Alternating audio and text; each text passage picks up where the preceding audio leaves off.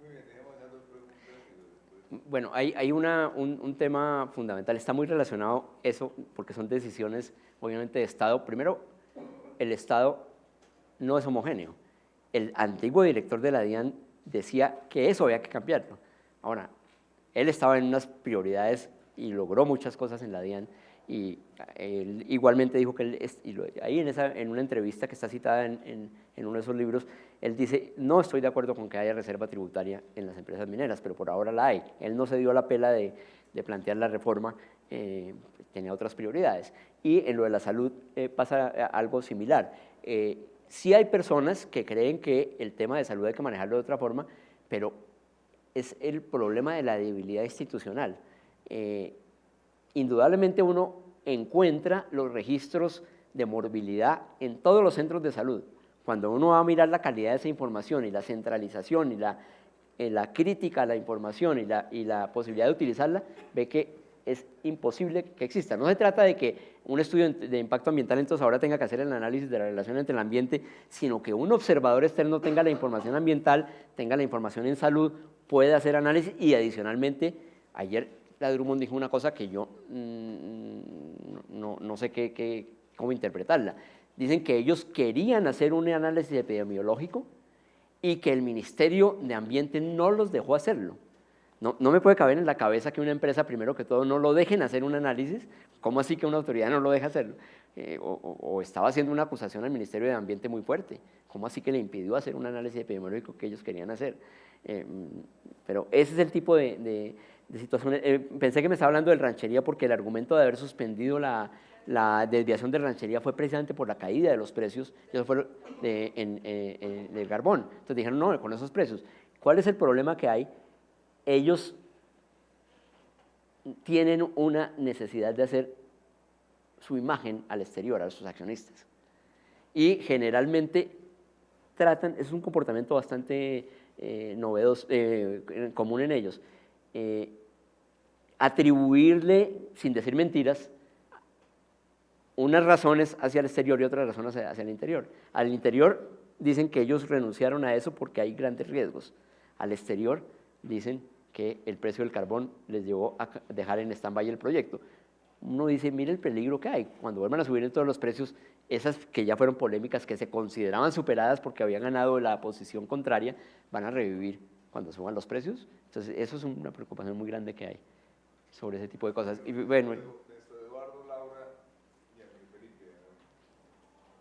Sí, en la línea de la transparencia, usted se ha visto una página del Sistema General de Regalías que se llama Mapa Regalías. Es algo nuevo y lo que trata es de transparentar los datos, pero está iniciando, es algo básico por ahora. Me imagino que hay muchos retos de coordinar la información, de unificar la manera de reportar la información, entonces pues se demorará un poco, me imagino, en llegar a un nivel más profundo. Pero si uno ve lo que dice, por ejemplo, Cesar produce 4 millones de barriles, tiene unos ingresos de tanto, produce esto, aprobamos tantos proyectos, es algo, una información muy general.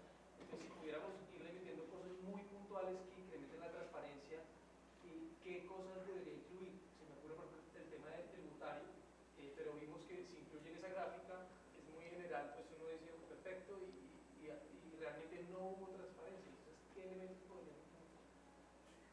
bueno, Laura y Ángel Felipe. Yo quiero ver frente a la misma debilidad del Estado y la presencia del Estado en los proyectos de gran interés nacional. O sea, lo manifestaban al inicio en la reforma, o sea, el Estado realmente ayer fue, no sé, que se toman decisiones importantes y conversiones de las que él debería entrar a participar y regular.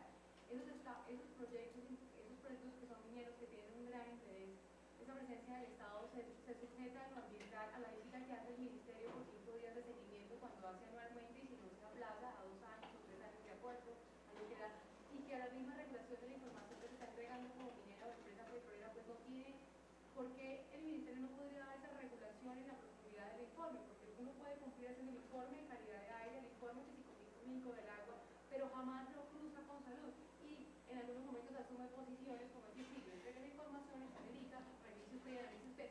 ¿Cómo hace uno para que realmente esa presencia del Estado quede sujeta? O sea, ¿qué vamos a hacer para que se dé? Además de que esos cargos políticos reguladores ambientales en el municipio están politicados, bueno, pues manipulados por la política, por veces entran a asumir las personas que le hicieron el favor al alcalde del momento y se pierde la regulación bilateral, o sea, toda la transparencia se pierde. En este caso es responsabilidad del ministerio, ¿no? Sí, sí, yo, No del municipio. yo quisiera relacionar esas dos preguntas porque son muy... el tema del mapa indudablemente es un avance. Hay un primer llamado de atención que hay que hacerle a quienes están construyendo el mapa. Es un mapa diseñado para consultar cada municipio. La última vez que entré, claro que dice que está en desarrollo, no permite bajar las bases de datos. Entonces, cuando a uno le dan toda la información, pero solo con el clic, un dato le sirve a un usuario, pero le deja de servir al analista, que es lo mismo que pasa con el catastro minero, pero por eso era una de esas solicitudes que se hacían en estos debates del EITI. No únicamente es suficiente con que digan cómo se van a distribuir las regalías, que es lo que hace el mapa, sino cómo se generan las regalías, cuánto paga cada empresa, cuánto produce y cuánto paga. Esos dos datos con el precio, porque ese sí se consigue, esa sí es información pública, cuánto vende al exterior y a qué precio, hay una base de datos pública, transacción por transacción. Si uno tuviera la información de cuánto pagan de regalías, podría hacerle un seguimiento, no únicamente en cómo se gastan, sino cómo se generan, que son las dos caras de la moneda que hay que mirar siempre simultáneamente. Y cuando vemos los análisis de cómo se generan, hay un gran problema. Lo mismo en ese tipo de problemas de información. Voy a contestarlo con un chiste que me hizo el director de planeación hace muchos años.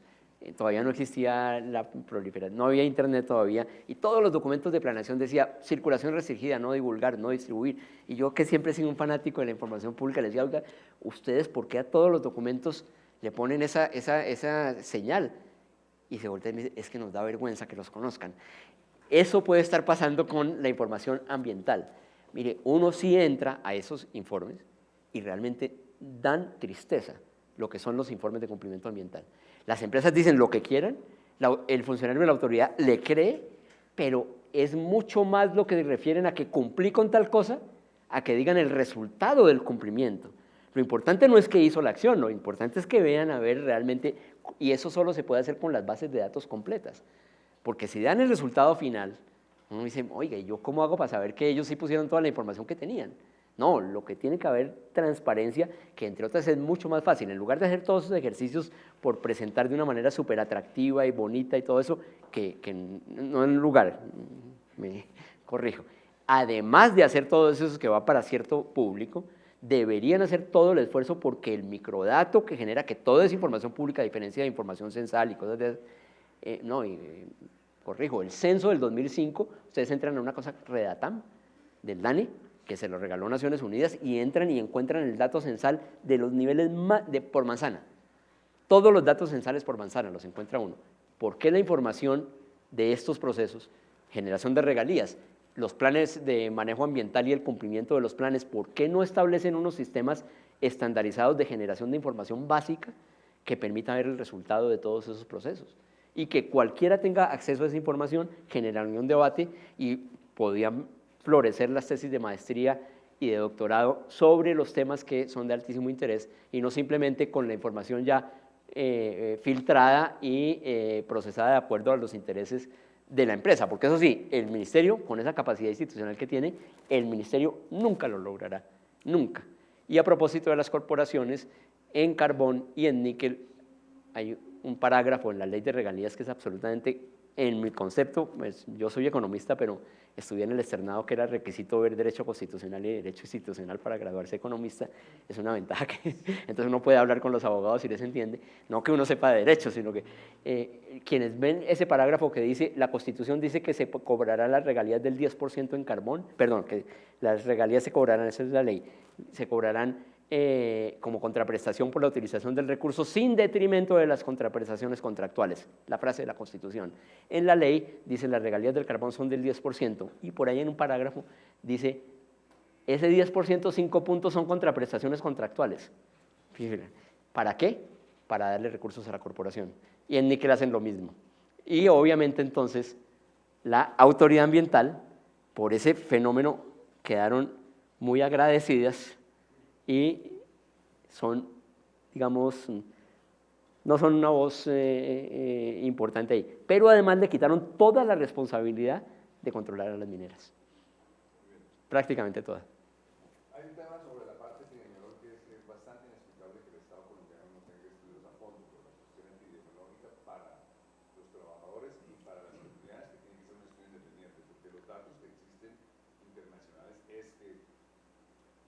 así las compañías de carbón cumplan con la norma, hay un daño a la salud humana por las partículas de PM10, de todas maneras. En Estados Unidos, por ejemplo, se hizo la estimación de cuánto es el costo anual para la salud humana en la zona de los Apalaches y es $72.000 millones. Es una cuestión bastante importante. Cuando toda la zona de los Apalaches recibe un beneficio económico de $9.000 millones. Eso hecho por el estudio del Centro de Epidemiología de la Universidad de Harvard. Muy bien, entonces seguimos rápidamente, ya se nos está acabando el tiempo, entonces tendríamos tiempo para Andrés Felipe y Camilo Alejandro y vamos a quedarnos ahí, porque no hay mucho más tiempo. Muy bien. Bueno, primero que todo agradecerle la información de primera mano que nos ha dado. Quiero hacerle una pregunta y luego un comentario pues, personal con base en lo que usted dice a partir de las tesis que deben empezar a florecer de maestrías y de investigaciones. Nosotros como futuros gerentes del desarrollo, ¿qué papel podemos implementar desde ya?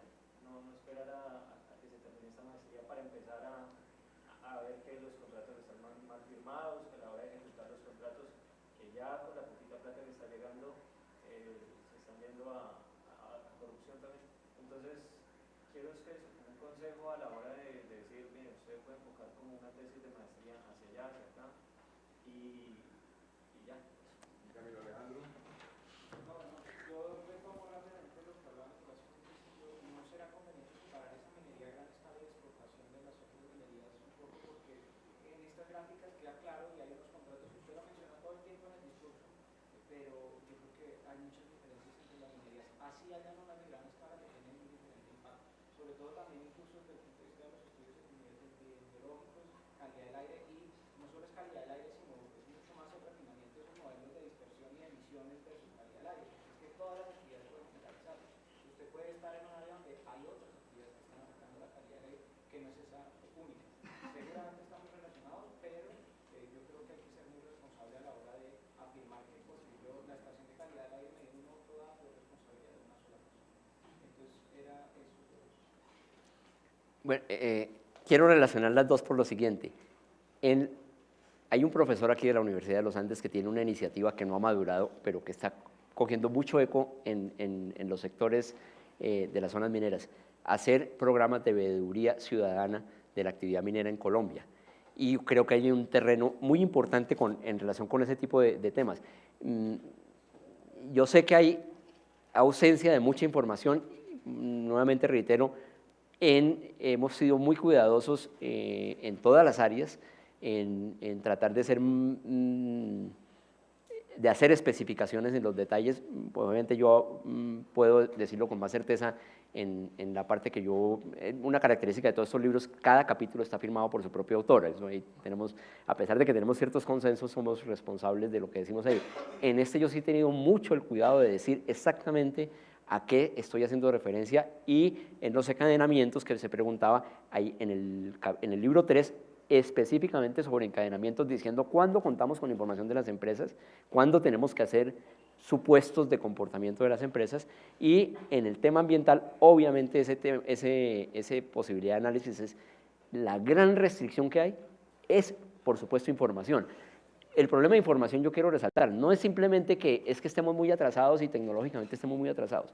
Mi hipótesis es que eso es una señal de cooptación del Estado por parte de intereses que no es que se refleje en el funcionario que está en este momento en el ministerio o en la corporación, no, es que cuando se ve esa gráfica de deterioro de la institucionalidad tan marcada, uno no puede decir otra cosa, estaba muy al principio, no puede decir otra cosa que hay una decisión de Estado, y la hipótesis que hay en otra publicación de Luis Jorge Garay, que estuvo cumpliendo una labor importantísima de poder garantizar esa discusión durante tantos meses, él tiene otra hipótesis en otro tipo de trabajos, en donde dice que uno de los grandes problemas en Colombia es la cooptación del Estado por intereses de muy diversa naturaleza, y él habla incluso de que cuando se hacen esas clasificaciones de lo que es legal, lo que es ilegal, hay que ser muy cuidadosos, porque lo ilegal no es únicamente donde está la guerrilla, donde están los paramilitares, que la cooptación del Estado ha generado una situación de alegalidad, la llama él, dentro de la economía formal y dentro del Estado formal. Y obviamente eso hay muchos síntomas de ese tipo de situación. Pues nuevamente, para mirar esas particularidades, sí es un llamado de atención y lo quiero asociar a lo que dicen ustedes, la primera pregunta, ¿qué retos hay en este momento que se pueden hacer desde las universidades? Y por eso inmediatamente me surgió, recordé lo de Juan Camilo Cárdenas, esa idea sería excelente que desde el sector académico se montaran unas redes con la sociedad civil, con las comunidades que están ansiosas de trabajar en procesos de veeduría, para empezar, por ejemplo, a montar sistemas de medición, y hay incluso unas formas de medición que no son costosas, que dan señales de alerta para ver en dónde hay que invertir más recursos para hacer mediciones más precisas y no asumir el reto de tener que medir todo en técnicas costosísimas, sino señales de alerta, semáforos que le digan aquí ahora sí hago un análisis más costoso. Y eso existe, falta quien las administre. Y obviamente las comunidades solas no lo van a lograr, pero si el sector académico se logra vincular con las comunidades, y yo menciono especialmente a Juan Camilo Cárdenas porque en otros temas tiene éxitos enormes, externalidades positivas enormes. Conocí un trabajo, un estudiante mío hizo la tesis después de la Piangua en Nariño, hicieron unos talleres aquí desde la universidad sobre manejo de recursos comunes y la consolidación posteriormente de esos talleres de la organización de piangueros es impresionante. Y fue un trabajo conjunto entre la universidad y las comunidades. Ese tipo de cosas tienen mucho éxito y hay todo el terreno para llegar a esas particularidades y poder ahí sí hacer análisis específicos que permitan hacer diferenciaciones que son importantísimas. Y no solo entre distintos tipos, no, entre las mismas empresas formales. Es indudable que si uno mira, y yo como lo escribí, pues lo digo con algunas cifras reportadas en eso, uno mira Cerrejón, en muchas cosas es completamente diferente a Drummond, pero en otras es peor que Drummond. Cerrejón tiene una altísima proporción de su minería en territorio privado con títulos reales. Es posible que en este momento, ¿y cuál es la consecuencia? No pagan regalías de buena parte de su carbón. Es posible que en el siglo XXI sigamos una empresa multinacional de 3 grandes compañías tripartita de 3 grandes compañías multinacionales esté argumentando que hay títulos reales que lo eliminan la obligación de pagar regalías. No tiene presentación.